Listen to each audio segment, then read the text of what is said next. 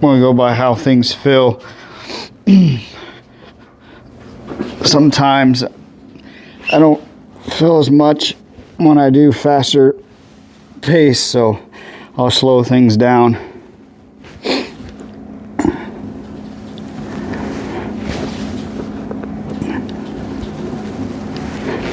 Also, when doing this motion, I might change the direction my elbows are going, or push them farther out, farther in, depending on how I feel it in my back. So right now, I'm feeling this more in my lower scapular area and lower to out to the side of my lats.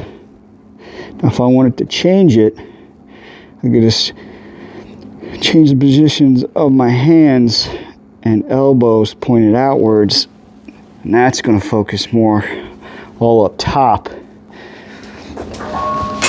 And if I wanted to feel it more lower to my back, I could set this up a little bit higher with the cable direction, and as I'm pulling it downwards, that would help with that.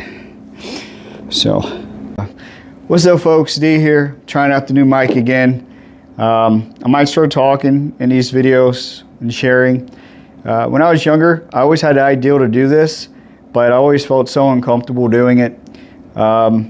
And I didn't like to video and do stuff in public gyms because I didn't like when people videoed and did stuff when I was there.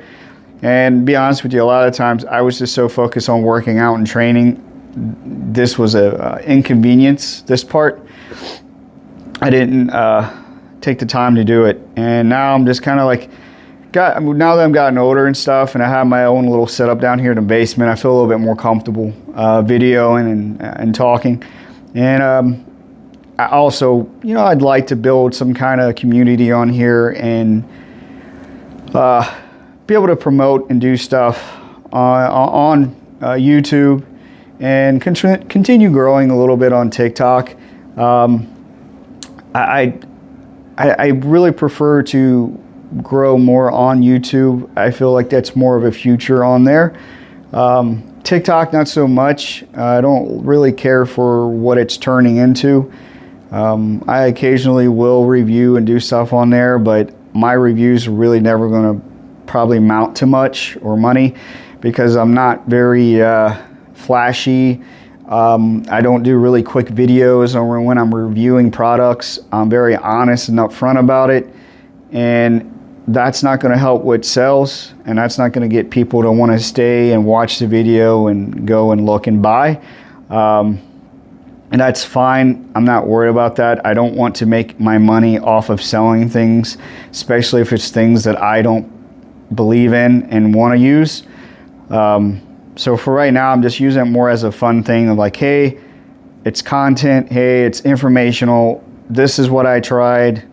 Buy it or don't buy it.